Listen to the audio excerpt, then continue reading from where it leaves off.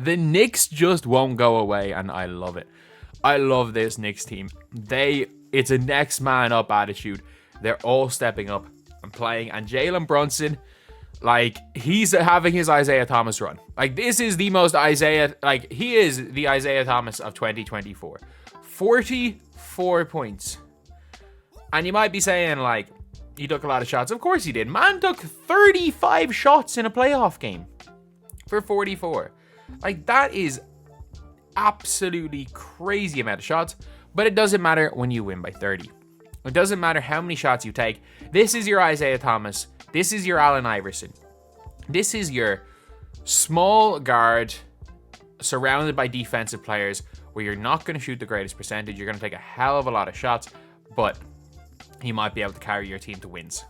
True, your team's just grit and your ability to put the ball in the basket, whether it be on great efficiency or not. Like, this is a unbelievable playoff run, and like, there's no trash talk from the Pacers this time. Everyone's tough when you're up. The Pacers going down big early, and the Knicks forcing 18 turnovers as well. Like, the Knicks aren't going out there with a super team. They're not going out there with OG Anunoby, Mitchell Robinson. They're not out there with, obviously, Julius Randle and Brunson and their guys. Even with their full team, they're not a super team. But, like, with the guys they have, this is one of the weaker playoff teams. This is not that much worse than the Miami team. This is actually not. But the way they're performing, like, the way we're talking about heat cult, we've talked about heat culture over the years, that's what the Knicks have showed this time. And fair play to Tibbs. Fair play to Tom Thibodeau as a coach. Like, again, you have to take into account your players are going to probably have shortened careers and they're going to get hurt. But if you want immediate success, that man is going to give you immediate success in the NBA. Just the whole Knicks team. I love this Knicks team. You got your Villanova guys. You got a bunch of guys that played together in college. And, man, if they can somehow find a way to get Mikal Bridges, screw it. You know what? Randall, you've got the most first-round picks. Find some way of getting the Knicks one of their own picks back, or the Nets one of their own picks back via Houston. Give something to Houston for that. Go and trade Randall and, like, 2 or 3 of the firsts that you've piled up, because the Knicks have some of the most first-round picks, and get Mikal Bridges and just run it back with 2017 and 18 Villanova. Run it back with the Nova guys. But yeah, like, it's looking more likely that the Knicks win the series just to get absolutely spanked by Boston. Like, Boston are going to kill them.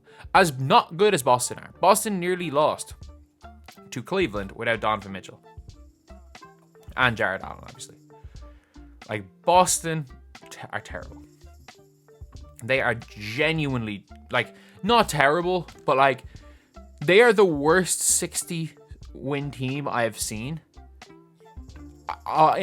In, like, my memory, they're the worst 60-win team I've seen. And yeah, we've seen 60-win teams not, like, be super successful. They might be one of the worst. It's likely that they're one of the worst teams I've seen make the finals in a while. Like, last year's Miami team destroys this Boston team. Boston from 2 years ago destroys this Boston team. Like, they're not good defensively, and they're not enough better offensively to even beat themselves from 2 years ago. 2021, both those teams killed Boston. Maybe. Yeah. So, the Knicks are in a situation where they might go and beat the Pacers. And if the Pacers lose, man, the Pacers have had everything handed to them they haven't won, which is crazy. Like, the Pacers have had the other teams and all of Milwaukee injured, and have half of New York injured. And then for Boston, like, the Boston Celtics have had Jimmy out and freaking Mitchell injured. They've been blessed by injuries too. At the same time, at least the Celtics have lost Porzingis, so they've lost somebody, but still. The New York Knicks are my favorite team in basketball right now as a neutral, because you just can't not like a team that are down man after man after man, and it doesn't matter, it's just next man up. Like, this is the reason why, like, again, I was a Miami Heat fan when I was 10 years old. Shout out Dwayne Wade. Shout out White Chocolate from NBA 2K6. But he was obviously, as someone didn't really know much, that's a factor in picking my team. But I guess the reason why Miami kind of reeled me back in last year, especially, where you're like, okay, doesn't matter what's happening, this team is going to fight. And the Knicks are a bit like that. The Knicks are going to give you everything. They're going to leave it all out on the floor. And if they win game 6, fair play. If it goes for 7 and they win, fair play. If they end up losing in 7, it's still been a great playoff run. And, like, you can't expect everything with the injuries that they have. But if they make the conference finals, the injuries they have, like, it's going to be wild in Madison Square Garden. And as far as New York Knicks fans are concerned, that arena is as loud as I've ever heard an NBA arena. Like, I always say it where I'm like, look, the NBA, the way the fans are, is, especially compared to going 2 games in Europe, are terrible. In general, they're terrible. The New York Knicks fans aren't terrible. I'm going to say that. NBA fans in general, terrible. New York Knicks fans, not terrible.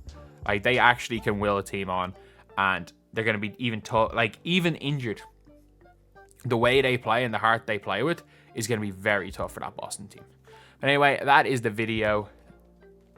The Knicks, man, big fans of these guys. Thank you guys for watching. Please like, comment, and subscribe.